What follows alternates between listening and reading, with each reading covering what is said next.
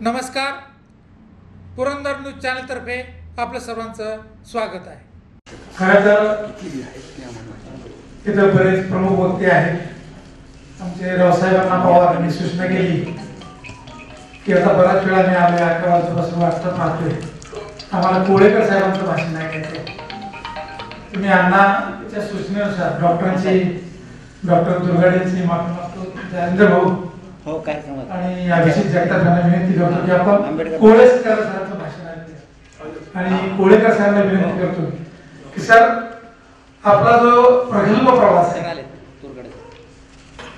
माझ्या माहितीप्रमाणे मी संपादक म्हणून मी तुम्हाला जास्त ओळखतो, परंतु एक कवी, लेखक, दिग्दर्शक आणि वेगवेगळ्या क्षेत्रातील कुटुंब भागावारी आपण घेतलेली आहे. माहिती आयुक्त म्हणून आपण काम केलेलं आहे. संपूर्ण महाराष्ट्रात आपण फिरून पाहिलेलं आहे. साहित्याची जडणघडण, उलथापालथ आताच्या काळापासून आजतागायत आपण अतिशय जवळून आपण निरीक्षण केलेलं आहे. आपण आम्हाला मार्गदर्शन करावं ही मी आपल्याला सर्वांच्या वतीने विनंती करतो. संमेलनाचे सूत्रधार आणि शिल्पकार डॉक्टर प्रदीप जगताप सर, स्वागताध्यक्ष बाबा जाधवराव, दुर्गाडे सर, जालिंदरजी कामठे, अभिषेकजी जगताप, दत्तानंद जगताप, प्राध्यापक डॉक्टर सुभाष तळेकर, इतर मान्यवर आणि रावसाहेबांना पवार, उपस्थित मान्यवर आणि मित्र,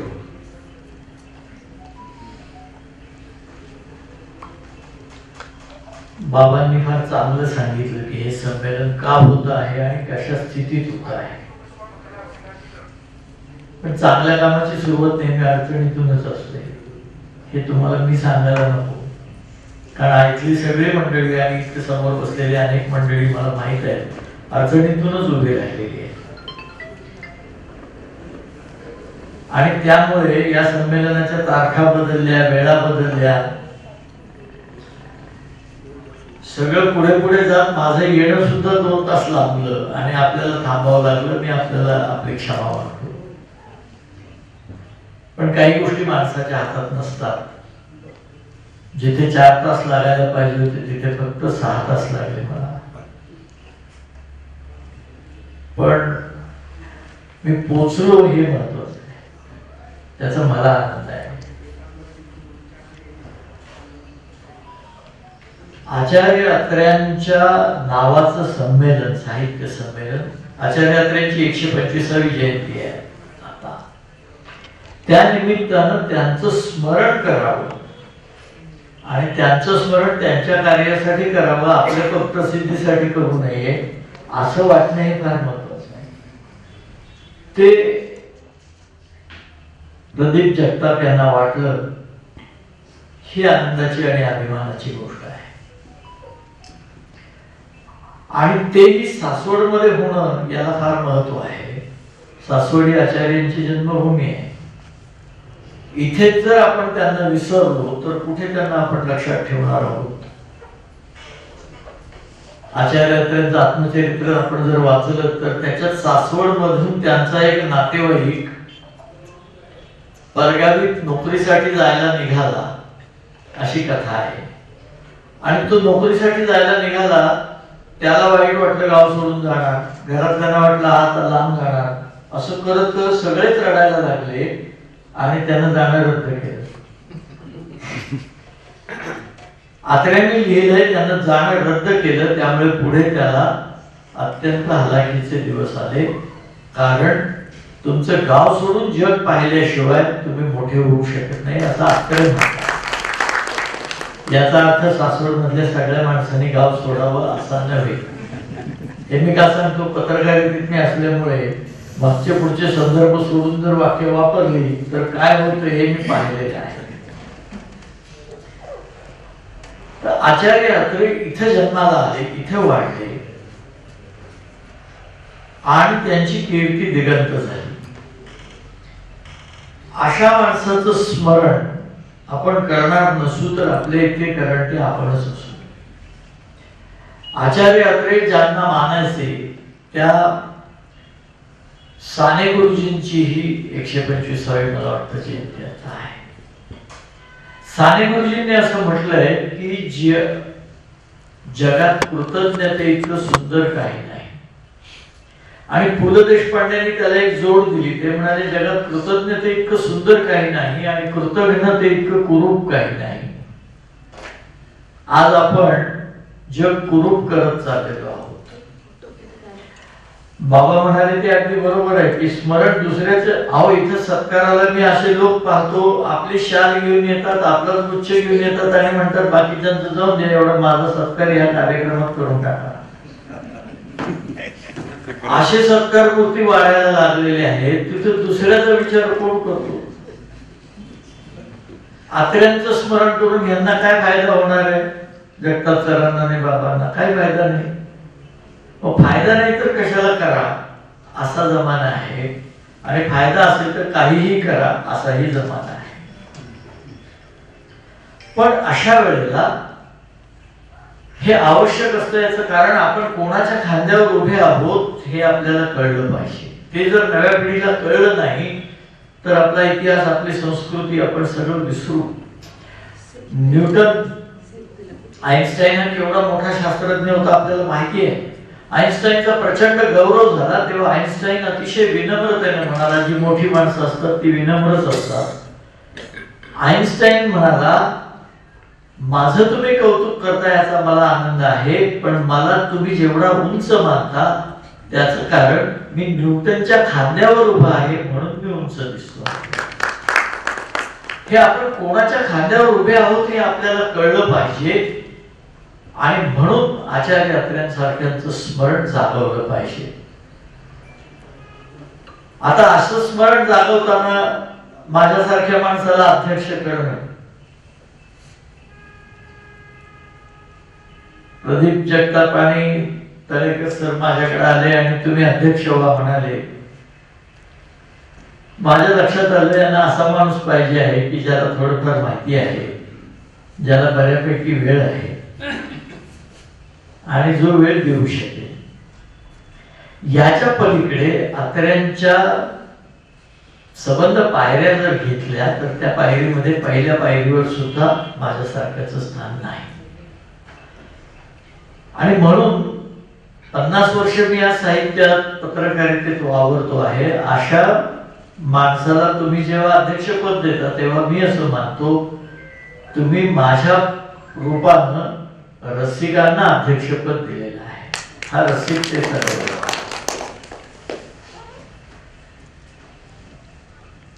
आचार्य अत्र्यांच्या बद्दल असंख्य गोष्टी बोलता येतील. खरं सांगायचं तर अत्र्यांच्या बद्दल तासनतास बोललं आणि रकानेच्या रकाने भरून लिहिले तरी सांगून पूर्ण होणार नाही. एकाच माणसानं एवढं काम केलं हे पुढच्या काळात खरं वाटू नये एवढं काम अत्र्यांनी केलं. पत्रकार, वक्ता, नाटककार, साहित्यिक, कवी, चित्रपट निर्माता, चित्रपट दिग्दर्शक, राजकीय नेता, सामाजिक नेता, कितीतरी गोष्टी. अत्यंत उत्तम पाठ्यपुस्तक निर्माण करणारा कुशल शिक्षक, शिक्षण तज्ञ. एका माणसामध्ये एवढी रूप होती आणि प्रत्येक काम त्यांनी उत्तमच केलं. कुठलंही निकृष्ट काम केलं नाही. जे जे काम केलं ते उत्तम केलं. जुनी जी मंडळी आहेत रावसाहेब अण्णांसारख्यांना आठवतील नवयुग वाचनमाला, सुभाष वाचनमाला. आचार्य अत्र्यांनी केलेल्या वाचनमाला पाठ्यपुस्तकं जी होती त्या पाठ्यपुस्तकामध्ये ज्ञान होतं, केवळ धडे नव्हते. मी आताच्या पाठ्यपुस्तकांबद्दल काही म्हटलेलं नाही. मी अत्र्यांच्या पाठ्यपुस्तकांबद्दल म्हणतो आहे. ही जी पाठ्यपुस्तकं केली याचं कारण मुलं घडावी, समाज घडावा असं अत्र्यांना सातत्यानं वाटत होतं. स्वतःच्या हयातीत दंतकथा होण्याचं भाग्य कोणाला लाभत नाही, ते अत्र्यांना लाभलं. अत्रे हा एक माणूस असा आहे की ज्यांच्यावरती पक्ष पंथ जात धर्म विसरून लोकांनी प्रेम केलं. याचं कारण अत्रेंच्या समाजहिताच्या तळमळीबद्दल आणि प्रतिमेबद्दल तुमच्या माझ्या मनामध्ये कधी शंका नव्हती. आचार्य अत्र्यांचं सगळ्यात मोठा विनोद असा आपण सांगतो, अत्र्यांचे विनोद आपण खूप सांगतो, पण अत्र्यांची एक विशिष्ट शैली होती आणि अत्रे कुठल्याही परिस्थितीत हजरजबाबी असायचे. दोन गोष्टी अत्र्यांकडून तरुणांनी शिकण्यासारख्या आहेत. अत्र्यांनी नैराश्य नावाची गोष्ट कधीही पाहिली नाही. रॉय किणीकरांनी दिलेल्या अत्र्यांनी चित्रपट काढला.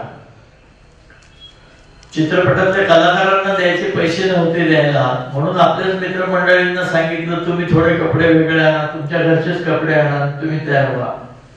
ते किणीकर म्हणाले मला एका सरदार म्हणजे मैफलीत असलेल्या एका श्रीमंत माणसाचं काम होतं, पण मी अत्र्यांना म्हणालो की माझ्याकडे काही कोट वगैरे असं काही नाही आहे श्रीमंताचं. ते अत्रे म्हणाले तुला मी दुसऱ्या कोणाचं तरी देतो. ते म्हणाले दिले आणि शेवटी परिस्थिती अशी झाली कुणालाच कुठलेच पैसे नव्हते. मी पण कोट घेऊन निघून गेलो, तो परत केलोच नाही. हे मी यासाठी सांगतो, अशा स्थितीतला माणूस सुवर्ण पदक विजेता सिनेमा काढू शकतो, चित्रपट काढू शकला. काय घ्यावं, नैराश्यावर मात कशी करावी, संकटांवर मात कशी करावी, जिद्द कशी घ्यावी, लढावं कसं, आणि समोरच्याला हसत हसत निरुत्तर करायचं असेल तर हजरजबाबीपणा आणि विनोद इतकं दुसरं कोणतंही उत्तम शस्त्र नाही. अत्र्यांचे अनेक प्रकारचे विनोद आहेत, सर्व पातळ्यांवरचे विनोद आहेत, त्यामुळे त्यात मी काही पडत नाही. मुंबई महापालिकेमध्ये एकदा आचार्य अत्र्यांच्या शिवशक्ती इमारतीच्या समोर एक गाढव मरून पडलं आणि अत्र्यांनी काय केलं, तेव्हा देसाई मावा देसाई म्हणून मोठे रसिक असे महापालिका आयुक्त होते. परत बघा, महापालिका आयुक्त हा शब्द सावरकरांनी दिलेला आहे, स्वातंत्र्यवीर सावरकरांनी. आयुक्त, प्राचार्य, दिग्दर्शक, रंगभूषा हे असे शब्द स्वातंत्र्यवीर सावरकरांनी दिलेले आहेत मराठी भाषेला. तर आचार्य अत्र्यांनी देसाईंना फोन केला, गाव म्हणले इथं आमच्या शिवशक्ती समोर गाढव म्हणून पडले. मावा देसाई फार उत्तम आयुक्त होते. ते अत्र्यांना म्हणाले गाढव म्हणून पडले तर मला कशाला कळवतात, त्यासाठी वेगवेगळे विभाग आहेत, तुम्ही तिकडे जाऊन त्यांना त्या विभागांना कळवायचं. एखाद्या पत्रकाराला असं त्यावेळेला बोलता येण्याची शक्यता होती. अत्रे पटकन म्हणाले तुम्ही म्हणता ते बरोबर आहे, पण आपल्याकडे पद्धत आहे मृताच्या नातेवाईकांना आधी कळवतात, म्हणून मी पहिल्यांदा तुम्हाला सांगितलं. आता हा कसा आहे, हा याच्यात हजरजबाबीपणा आहे. समोरचा माणूस जिव्हारी जखम नाही, पण उत्तर तर दिलं गेलं.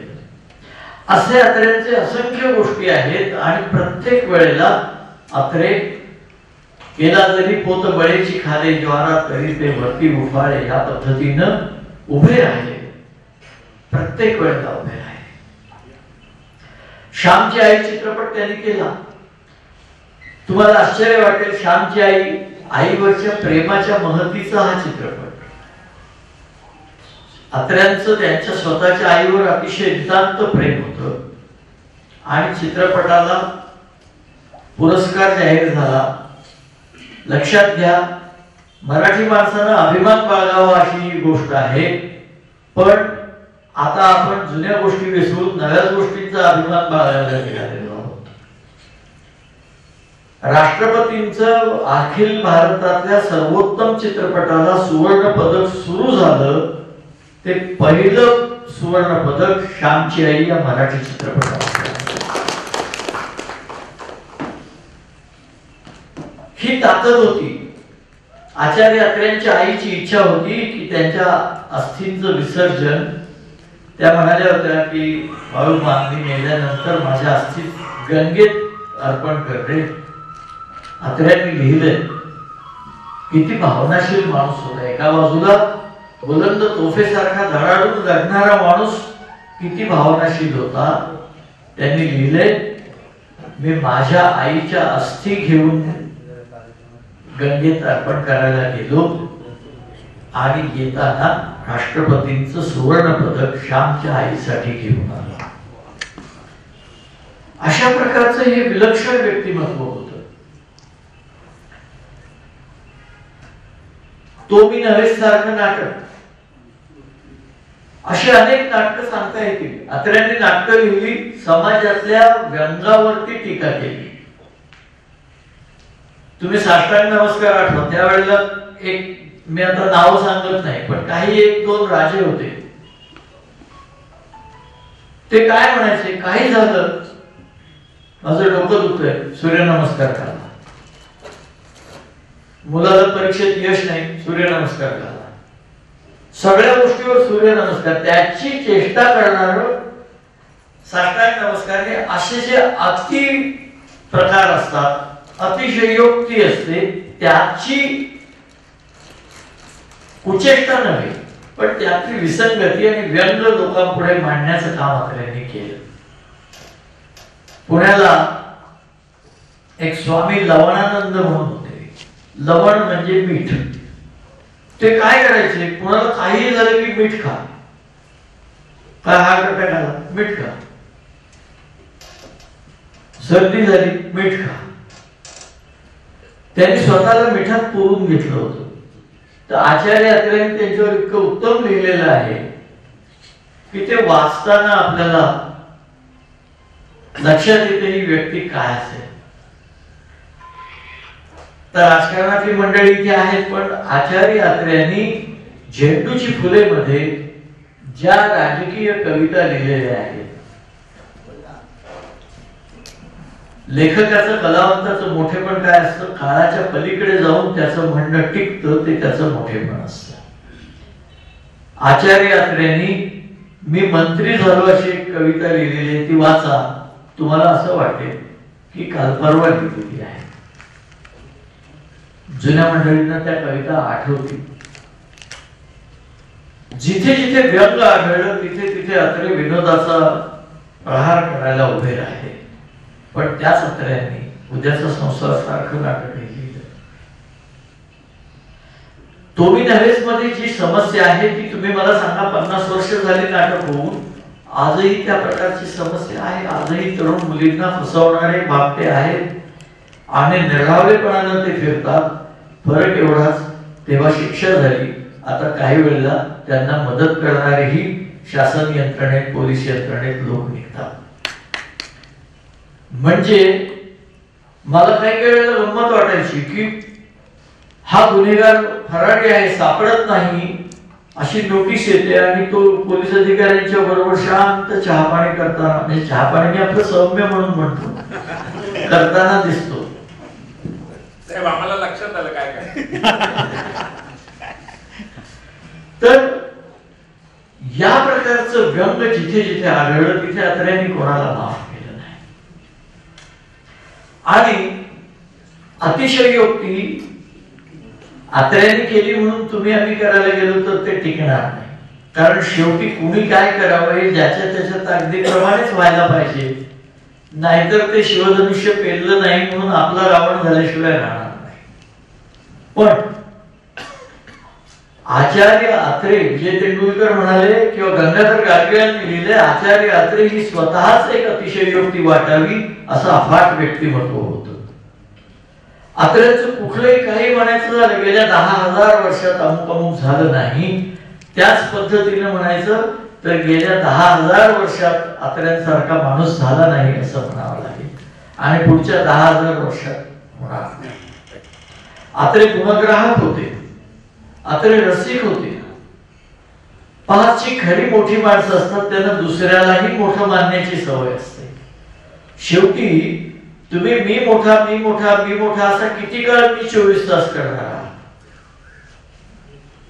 दुसऱ्याचंही मोठेपण, दुसऱ्याचंही सद्गुण तुम्हाला टेकता आले पाहिजे आणि तुमच्या अंगी विनम्रताही पाहिजे. पण विनम्रता कुठे आणि ताठपणा कुठे याच्या जागा तुम्हाला कळल्या पाहिजे. आचार्य अत्र्यांच्याकडे नेहमी ज्ञानेश्वरी आणि तुकोबांची गाथा असायची आणि अत्र्यांनी लिहिले, ज्याचे घरी नाही तुकोबाची गाथा तयाची ये माथा हाणू काठी, असं लिहिले. हे ज्ञानोबा तुकोबांच्यावरचं प्रेम. अत्रे विलक्षण होते. एकदा प्रेम म्हणजे प्रचंड प्रेम, विरोध म्हणजे प्रचंड विरोध. संयुक्त महाराष्ट्राच्या चळवळीसाठी आचार्य अत्र्यांनी रक्ताचं पाणी केलं. आचार्य अत्रे नसते तर संयुक्त महाराष्ट्र कसा आणि केव्हा झाला असता हा प्रश्न पडावा, असं जयंतराव टिळकांसारख्यांनी लिहून ठेवलेलं आहे. आचार्य अत्र्यांची विनोबांच्यावर अतिशय भक्ती होती. आचार्य विनोबांच्यावर 105 हुतात्मे झाल्यानंतर आचार्य अत्रे विनोबांकडे गेले आणि म्हणाले की तुम्ही संयुक्त महाराष्ट्राच्या लढ्याला पाठिंबा द्या. तर विनोबा हे वेगळ्या प्रकारचे संत होते. पुढे काही लोकांनी त्यांच्यावर सरकारी संत वगैरे असं लिहिलं, पण मला असं वाटतं तो त्यांच्यावर अन्याय होता. कारण विनोबा हे इतके मोठे होते. मी तुम्हाला सांगतो, विनोबांनी छोट्या छोट्या गोष्टी लिहिल्या. जे लेखक आहेत त्यांनी विनोबांसारखं एक वाक्य जरी सोपं लिहिता आलं ना तरी लेखक म्हणून आयुष्य धन्य झालं असं मानावं, असे विनोबा होते. वाचेल तो वाचेल, शिकेल तो टिकेल, जात नाही ती जात, एकेका वाक्यात विनोबा सूत्र द्यायचे. विनोबाने काही तो पाठिंबा दिला नाही. त्यांची काही एक तात्विक भूमिका असेल, वैचारिक आध्यात्मिक भूमिका असेल. आचार्य अत्रे आपल्या या पूज्य व्यक्तीबद्दल त्यांनी लेख लिहिला, विनोबा की वानरोबा. विनोबा उत्तर देण्याचा प्रश्नच नव्हता.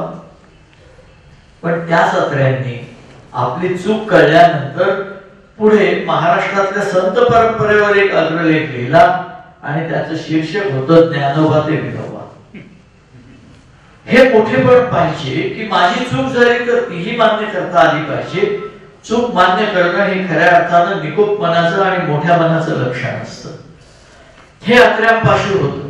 शब्दांवरती तर अत्र्यांची इतकी हुकमत होती, भाषा उगाच नाही. अत्र्यांनी लिहिले की मला उत्तम वक्ता व्हायचं होतं म्हणून तोंडात सादर कोटे घालून माळावरती जाऊन मी आवाज काढत असे. प्राचार्य शिवाजीराव भोसले सरांनी लिहिले की जगातला एक मोठा वक्ता, त्याचं नाव मी विसरलो, इंग्लिश वक्ता, इंग्रजी वक्ता होता, त्याला मोठा वक्ता व्हायचं होतं आणि शब्द आपले चांगले असले पाहिजेत म्हणून त्यानं सगळा शब्दकोशच पाठ करून टाकला. त्यामुळे कुठलाही शब्द कुठल्याही छटेचा हवा असला की त्याच्या पुढे शब्द उभा राहायचा. तपश्चर्येशिवाय कुठलीही गोष्ट साध्य होत नाही. आणि आचार्य अत्र्यांनी हे काम प्रचंड प्रमाणावर केलं. पु ल देशपांडेंनी म्हटलंय की तयारीशिवाय एकच गोष्ट निश्चित होऊ शकते आणि ती म्हणजे फजिती. अत्रे कधी तयारीशिवाय उभे राहिले नाही.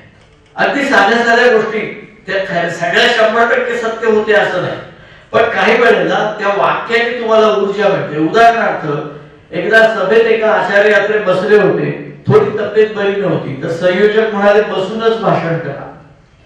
तर अत्रे म्हणाले नाही, वक्ता बसला की भाषण बसतं, मी उभा राहून बोलतो. आता ह्याच्यात 100% वेळेला हे सत्य नाही. आमचे बाळासाहेब भारदे दादा बसून बोलायचे, इतके सुंदर बोलायचे, ऐकत राहावं असं बोलायचे, पण त्या क्षणाचं ते एक वाक्य होतं आणि त्या क्षणी ते सुचणं ही एक विलक्षण गोष्ट होती. ही शब्द संपदा केवढी होती. अत्र्यांनी एका ठिकाणी म्हटले की माझी शब्दांवर एवढी हुकमत आहे भाषेवर की एका क्षणात मी तुम्हाला खदाखदा हसायला लागली आणि दुसऱ्या क्षणी ढळाढळा रडायला लागली.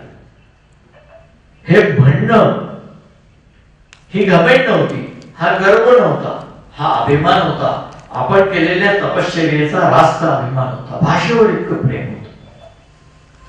आणि म्हणून मग जिथे जिथे जे जे चांगलं दिसेल ते उचलून धरायचं. आणि हे चांगल्या संपादकाचं माझ्या मते लक्षण काय, तो समाजात वावरला पाहिजे. तो हस्तिदंती मनोऱ्यात राहता कामा नये. त्याला लोकांच्या मध्ये फिरलं पाहिजे.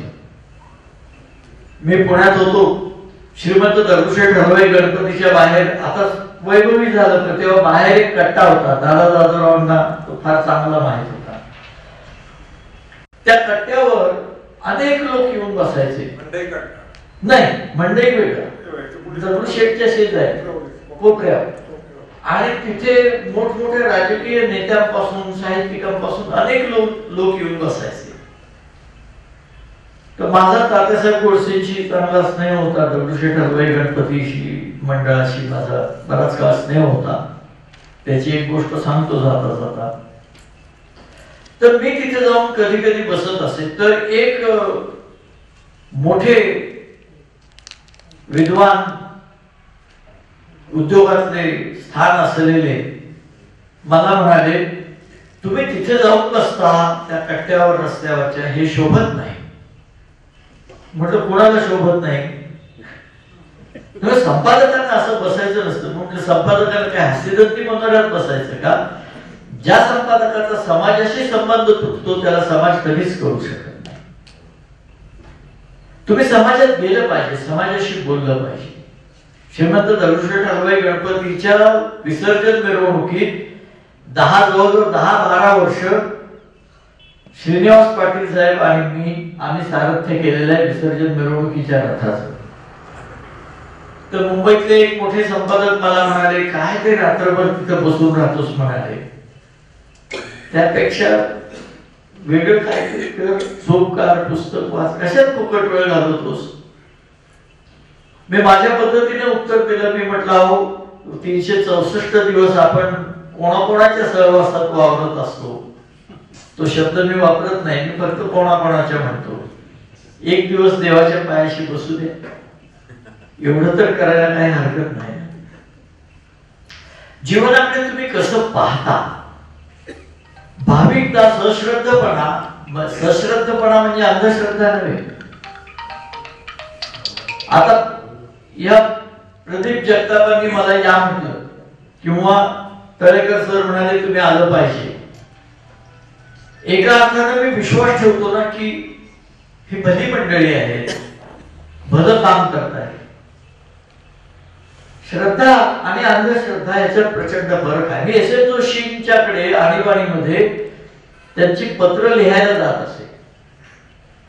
आता एस एम किती मानधन देतील एस एम अण्णा, असा तेव्हा विचार नव्हता. मला आनंद याचा होता की एवढा मोठा माणूस मला पत्र सांगतो लिहायला आणि मी ते लिहितो आणि त्याला ते आवडतं. असे पुरस्कार आयुष्यात फार महत्वाचे असतात. बाकीचे पुरस्कार येतात जातात, त्यांचं महत्व मी कमी लेखत नाही, पण हे क्षण तुमच्या आयुष्यातले काही क्षण उजळून जातात. अशा अनेक माणसांच्या बरोबर आचार्य अत्र्यांनी कामं केली. पण मी म्हणत होतो ते संपादकाला पुढचं कसं दिसू शकतं. आचार्यांनी मुंबईबद्दल लिहिलेलं वाचा, आचार्य अत्र्यांचा लोकसंग्रह पहा. एक छोटं उदाहरण सांगतो. आचार्य अत्र्यांनी लताबाई मंगेशकरांच्या 34व्या वाढदिवशी अग्रलेख लिहिला होता 1963 साली. आणि त्यात त्यांनी लिहिलं होतं, भारत सरकारनं लता मंगेशकरांना भारत रत्न द्यावे. त्या 34 वर्षाच्या असताना आणि 1963 साली सरकारपर्यंत काही गोष्टी उशिरा पोहोचतात, काही वेळेला उशिरा कळतात. 2016 साली सरकारनं लता मंगेशकरांना भारत रत्न दिले. म्हणजे अत्र्यांनी लिहिल्यानंतर, खरं म्हणजे हा अग्रलेख माझ्याकडे 2001 साली दिला. हा अग्रलेख माझ्याकडे पूर्ण आहे. त्याच्यातलं अत्र्यांचं भाषेचं वैभव सुद्धा फार पाहण्यासारखं आहे, पण त्या वेळेच्या अभावी मी त्या तपशिलात जात नाही. अत्र्यांचं सगळ्यात मोठं वक्तृत्व असू दे, लेखन असू दे, नाटक असू दे, गुरूंचं नेहमी ऋण आचार्य अत्र्यांनी मानलेलं आहे. आचार्य अत्र्यांनी राम गणेश गडकऱ्यांना ते गुरु मानायचे. गडकरी हे असेच, गडकऱ्यांचं विनोदी लेखन हे खूप प्रसिद्ध आहे. पण विनोदी लेखनाबरोबर त्यांचा स्वभावही विनोदी होता. आचार्य अत्रेंनीच त्यांचा विनोद एकदा एका ठिकाणी सांगितलेला आहे की गडकरी मास्तर दुपारी झोपायचे आणि त्यांचा भाऊ बाहेरच्या बाजूला उभा राहायचा, म्हणजे थांबायचा किंवा कोणी त्यांना त्रास देऊ नये. तर एक दिवशी एक रस्ता आले, ते म्हणून मास्तरांना भेटायचंय. तो भाऊ म्हणत नाही भेटता येणार.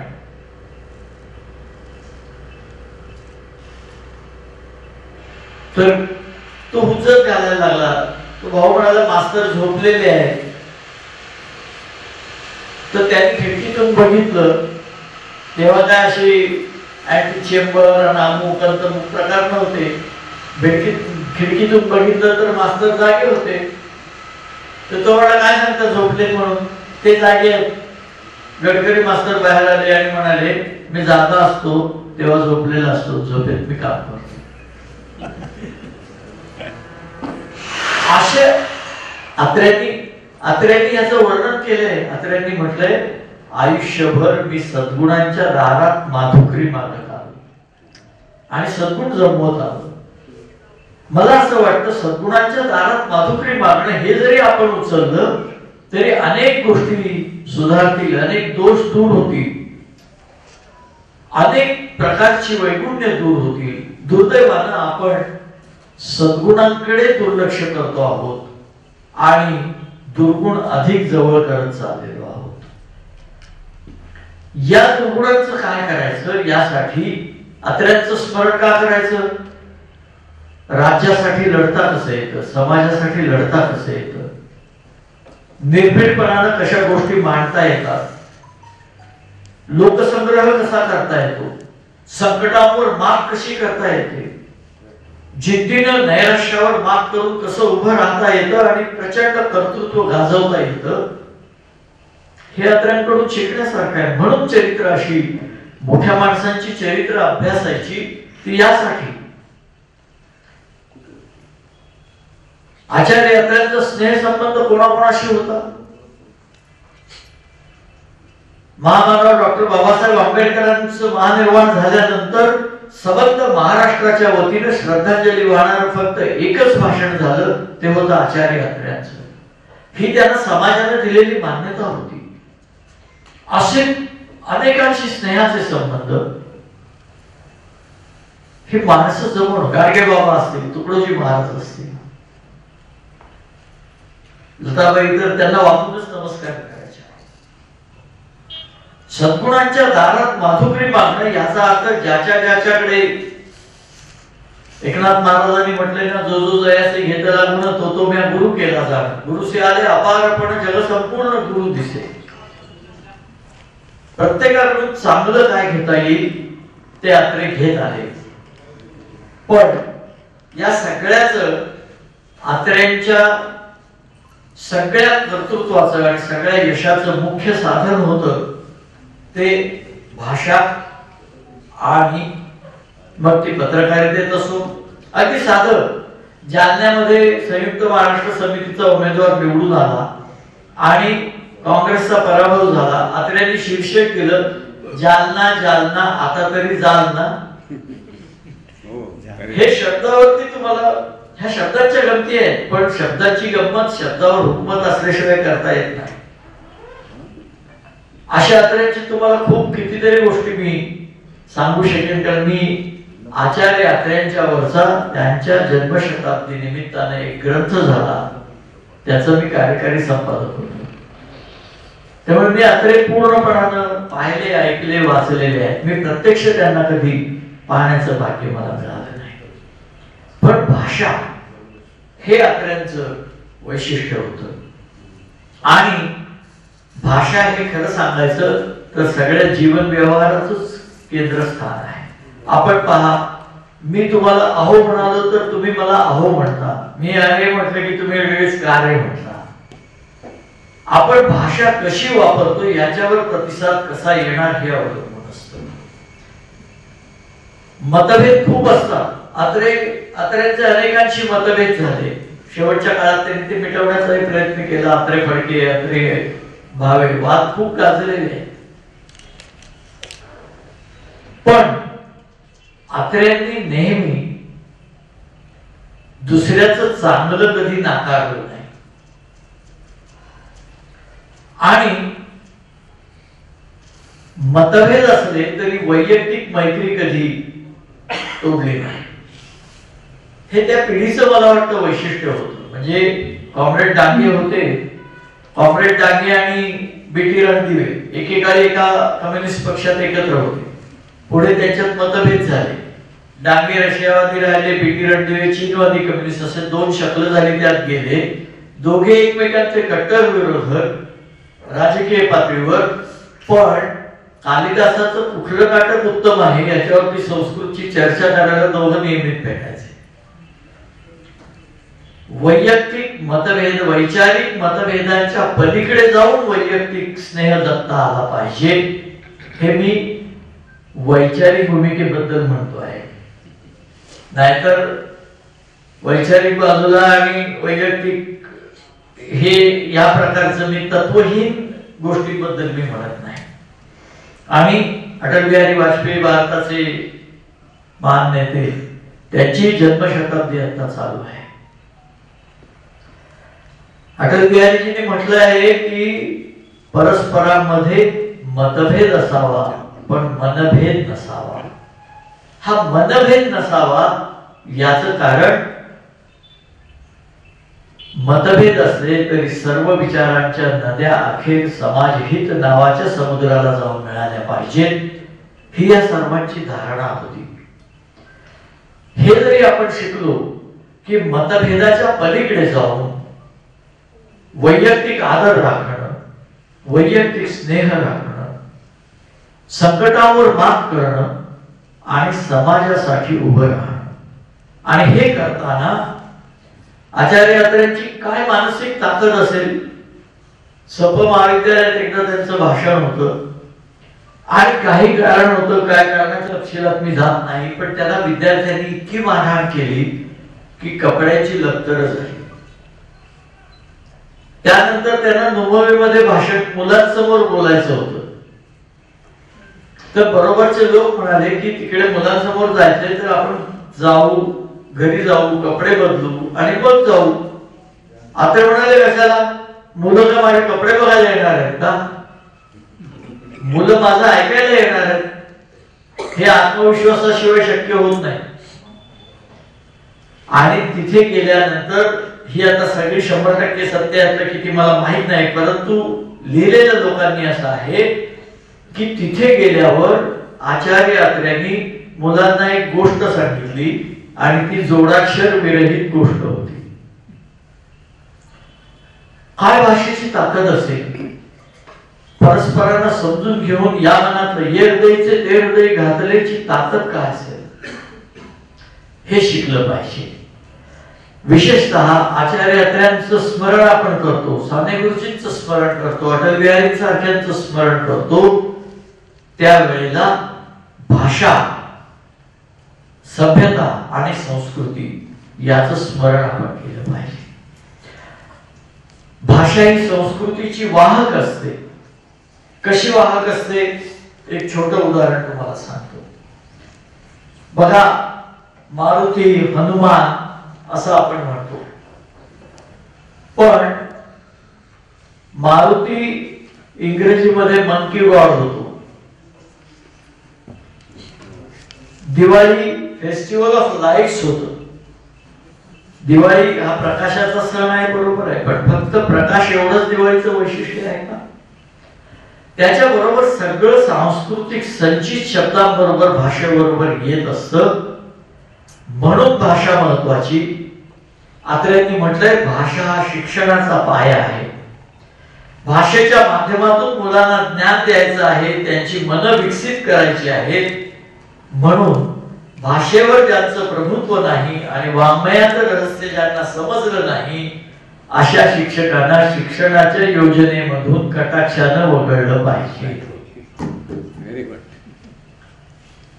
आज याला विशेष महत्व आहे, कारण केंद्र सरकारनं जे नवीन राष्ट्रीय शैक्षणिक धोरण आणलेलं आहे अतिशय महत्वाचं आणि राष्ट्राच्या अस्मितेच्या दृष्टीने दूरगामी महत्वाचं धोरण आहे. याच्यात स्थानिक प्रादेशिक भाषांना महत्व आहे, मातृभाषेला महत्व आहे, अन्य एखादी भाषा शिकण्याला महत्व आहे. एका बाजूला प्रादेशिक मातृभाषा यांना महत्व आपण म्हणतो आणि दुसऱ्या बाजूला आपण गावोगावी इंग्रजीच्या शाळा वाढवतो आहोत. मराठी शाळा सरकारच बंद करत आहे. कसं होणार? भाषा ही संस्कृतीची वाहक असते. म्हणून कुसुमाग्रज म्हणाले, भाषा मरता देशही मरतो, संस्कृतीचाही दिवा विसे. आपण आपली भाषा लक्षात ठेवली नाही तर संस्कृतीचं कसं लक्षात राहील? साधं उदाहरण मी काल एका भाषणात दिलं. पहा, आपण आपल्याकडे पावसाची किती गरज आहे सांगण्याची आवश्यकता नाही. मराठी शाळेत आपण शिकतो, ये रे रे पावसा तुला देतो पैसा. इंग्रजी माध्यमाच्या शाळेत आपण सांगतो, रेन रेन गो अवे. सांस्कृतिक संदर्भ बदलतात, संस्कृती बदलत जाते. वसंत बापटांनी जे भाषण केलं साहित्य संमेलनाच्या अध्यक्षपदावरून, त्याच्यात त्यांनी याचा इतका सुंदर उहापोह केलेला आहे की भाषेपासून तुम्ही दूर जाता तेव्हा तुम्ही तुमच्या मातीपासून दूर जाता. आता अनेक ठिकाणी चुलीवरचे मटण, चुलीवरची भाकरी यामुळे नव्या मंडळींना चूल माहीत व्हायला लागली. कारण मला आठवतं 10 वर्षांपूर्वी एका ठिकाणी घरोघरी मातीच्या चुली अशी म्हण आल्यावर चेहरा असा कोरा होता, मख्ख होता. त्या मुली म्हणाल्या, चूल म्हणजे काय असतं? दोष त्यांना नाही देता येणार. दोष आपण कशाला प्राधान्य दिलं? आपण मराठी ते दुय्यम, मराठी ते नगण्य असा न्यूनगंड बाळगला आणि इंग्रजी म्हणजे सगळंच उत्तम, सगळं श्रेष्ठ असं आपण बाळगलं. त्याचा हा परिणाम आहे. तुम्ही पहा, एखादा पुढारी इंग्रजी बोलायला लागला की आपल्याला फार मोठा वाटतो आणि तोच वसंतराव दादा पाटलांसारखा मराठीतनं अतिशय सुंदर तुमच्या माझ्या मनाला भिडणारा माणूस बोलत असला की आपण थोडस कमी लेखतो. आपल्या मनातले प्रतिष्ठेचे संकेत इंग्रजी भाषेशी निगडीत आहेत, कारण आपल्यावर 100 वर्षाच्या गुलामीचा संस्कार आहे, 150 वर्षाचा. तो झुगारून दिला पाहिजे हे अत्रे सातत्याने सांगतायत. आजीच्या जवळी घड्याळ कसले आहे चमत्कारिक अशी कविता अत्र्यांनी लिहिली. याच्यात आजीचा दिनक्रम होता, घड्याळाचं कार्य कसं चालतं ते होतं, आजूबाजूच्या जीवनाचा परिचय होता. बहिणाबाई चौधरींच्या कविता आचार्य अत्र्यांनी मोठ्या प्रमाणावरती लोकांपर्यंत पोहोचवल्या, कारण त्यात ग्रामीण संस्कृती होती.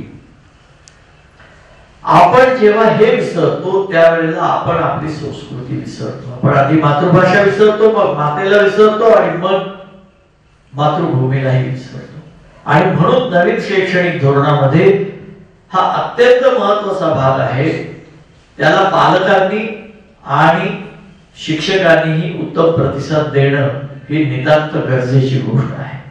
कारण तसं नाही दिलं तर उगाच राबले आम्हाचं भाग्य बोलतो मराठी अशी गाणी म्हणण्यात काही अर्थ नाही. किंवा ज्ञानेश्वर माऊलींनी अमृतातेही पैजा जिंकी असं मराठी भाषेचं वर्णन केलं. ते नुसते गोडवे गाऊन इतिहासाचं मोठेपण सांगून आपण मोठे होणार नाही. त्या इतिहासातलं जे सगळं संचित आहे ते आपण पुढच्या पिढ्यांपर्यंत कसं पोहोचवतो आहोत हे फार महत्वाचं आहे.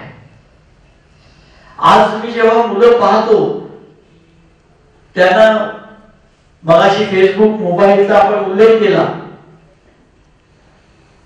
हे आधुनिक तंत्रज्ञान आहे, तंत्रज्ञान आहे. ते तंत्र हे साधन आहे, तंत्र माणसावर प्रभावी नाही होता.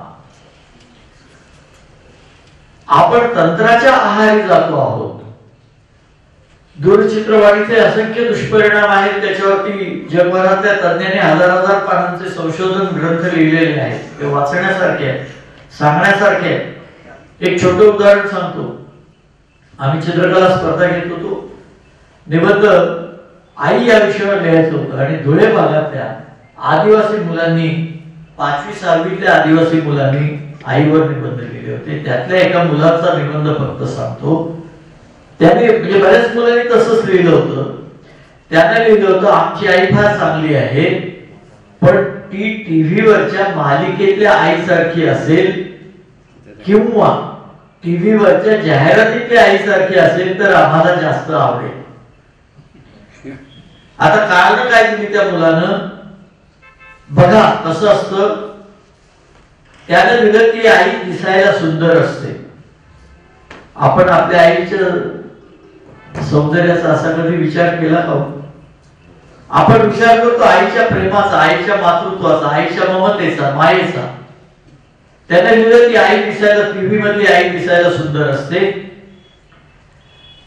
ती मुलांना कधीही रागावताना दिसत नाही. एकाही जाहिरातीत ती मुलांना अभ्यास कर म्हणून ओरडताना दिसत नाही. ती मुलांना शाळेतून आल्यानंतर, बघा आदिवासी मुलं लिहित आहेत, ज्या मुलांना 2 वेळचं खायला मिळणं मुश्किल आहे, 2 कपडे मिळत नाहीत, ती मुलं लिहितात ती आई शाळेतून आल्यावर मुलाला गाडीचा दरवाजा उघडून गाडीतून उतरून कडेवर घेते, त्याचं किस घेते, पापी पापा काही नाही, आणि मॅगी खायला देते. ह्याच्यातलं काय भारतीय आहे मला सांगा? काय मराठी आहे, काय महाराष्ट्रीय आहे, काय मराठी नाही? सगळं परभाषेतलं, परसंस्कृतीतलं हे आपल्यावरती सातत्यानं लादलं जात आहे आणि आपण ते स्वीकारतो आहोत. लादणाऱ्यांना दोष देण्याचं कारण नाही, स्वीकारणाऱ्यांचा दोष आहे. आपण स्वीकारायचं की नाही हे आपण ठरवलं पाहिजे. इथे आचार्य आपल्यासारख्यांचं स्मरण, साने गुरुजींसारख्यांचं स्मरण आपल्याला उपयोगी पडतं. सगळे महापुरुष सांगतात भारतीयत्व जपा, भारतीय संस्कृती. आचार्य साने गुरुजींनी रसेलच्या संस्कृतीच्या पुस्तकाचं फार सुंदर अनुवाद केलेला आहे. संस्कृती म्हणजे काय, तर ही संस्कृती भाषेतून वाहत असते, म्हणून भाषा जपली पाहिजे. आणि आजची माझ्या घडीला, माझ्या मते, आज राष्ट्रीय शैक्षणिक धोरण यशस्वी व्हायचं असेल तर भाषेकडे सर्वाधिक लक्ष द्यावं लागेल. विज्ञानाला सुद्धा भाषा लागते. लक्षात घ्या, मला तुम्हाला चांगलं विज्ञान समजावून सांगायचं असेल तर ते चांगल्या भाषेतच समजावून सांगावं लागेल. म्हणून भाषेकडे लक्ष द्यावं लागेल. त्यासाठी शिक्षकांनी तयार व्हावं लागेल आणि मातृभाषेकडे बघण्याचा पालकांचा, समाजाचा, सामान्य माणसाचा, तुमचा माझा दृष्टिकोन बदलावा लागेल. व्यवहारामध्ये, लोकव्यवहारामध्ये मराठी भाषा वापरावी लागेल. आपण सहजगत्या थँक्यू म्हणतो, सहजगत्या गुड मॉर्निंग म्हणतो. याला मराठी शब्द नाही. मराठी शब्द आहेत. मी मगाशी सावरकरांचं उदाहरण सांगितलं. मराठी शब्द शोधले की मिळतात. अन्य भाषात काही लोक सांगतात इतर भाषात नाही का परभाषातले शब्द येतात, पण त्या भाषा स्वतःचं स्वरूप बदलून त्या भाषेत सामावत नाही. ते शब्द आपल्या भाषेत, आपल्या वर्णात, आपल्या संस्कृतीत सामावून घेतात. हे व्हायला पाहिजे. यावर विस्तारानं खूप बोलता येण्यासारखं आहे. पण आत्र्यांच्या स्मरणात शिक्षक, उत्तम पाठ्यपुस्तक, उत्तम कलाकृती, जे करायचं ते उत्तम, संकटाची आणि परिणामांची पर्वा न करता करणं, ठामपणानं उभं राहणं, जीवनाकडे हसऱ्या नजरेनं पाहणं, विसंगतीवर बोट ठेवणं आणि त्याचबरोबर समाजाच्या हिताचं भान कधी न विसरणं, कृतज्ञता कधी न विसरणं आणि विनम्रता कधी न सोडणं, या गोष्टी आहेत. शेवटी आचार्य अत्र्यांनी म्हटलंय की ज्ञानोबा, तुकोबा, एकनाथ आणि समर्थ रामदास अशा संतांनी अमृताशी पैजा जिंकणारी मराठी वाणी निर्माण केली. ह्या अमृताच्या पाणपोया सर्व शिक्षण क्षेत्रामध्ये ठाई ठाई उघडल्या पाहिजेत. तरच महाराष्ट्राचं आनंदभुवन करण्याचं सामर्थ्य आपल्या तरुण पिढीला येईल. हे 70-80 वर्षांपूर्वी त्यांनी लिहिलंय. अशा अमृताच्या पाणपोया शिक्षण क्षेत्रातच नव्हे तर मराठी माणसाच्या घराघरात आणि मनामनात निघाव्यात असं स्वप्न आपण बघूया. ते प्रत्यक्षात उतरवण्यासाठी आपण तळमळीनं झटूया अशी आपणा सर्वांना विनंती करतो. हे स्वप्न साकार झाल्याचं भाग्य पाहण्याचं भाग्य आपल्याला लाभावं अशी ईश्वराला प्रार्थना करतो. पुन्हा एकदा प्रदीप जगताप सर आणि त्यांचे सर्व सहकारी यांना मनापासून धन्यवाद देतो. आणि आपण सर्वांनी इतका उशिरा झालेला असताना सुद्धा शांतपणाने ऐकून घेतलं याबद्दल आपल्याला धन्यवाद देतो. एक नंबर गाव सोडल्याशिवाय प्रगती होणार नाही. हे देऊन टाकण्यात लोकांना करा नाही तर नका म्हणजे सांगा लोकांना गाव सोडा तरच प्रगती होईल. गाव सोडूनच प्रगती केली. पण महात्मा गांधी म्हणाले गावाकडे चला. दोन्ही आहे. त्याला आपण काय करू शकतो? दोन्ही आहे. राजकीय दृष्टिकोन होता. गाव सोडा पण गावाचं नंदनवन करा असंही तत्वज्ञान आहे. गाव सोडा अशासाठी की ज्या गावात जे आपल्याला पाहिजे ते मिळत नसेल तर जा. पण तुम्हाला मी लोकमान्य टिळकांच्या काळातले मोठे नाटककार वासुदेव शास्त्री खरे त्यांनी म्हटलंय, पोटासाठी भटकत जरी दूरदेशी फिरेन, मी राजाच्या सदनी अथवा घोर राणी शिरेन, नेव नेते जड तनुसया दूर देशास दैव, राहे चित्ती प्रिय मम परी जन्मभूमी सदैव. जन्मभूमीला विसरून आपण मोठे नाही होऊ शकत. जन्मभूमी शरीरानं सोडावी, मनात जागती ठेवावी असं आत्र्यांनी केलं. अन्यथा सासवडचं एवढं ऋण त्यांनी आत्मचरित्रात तरी कसं मानलं असतं. पुन्हा धन्यवाद. नमस्कार.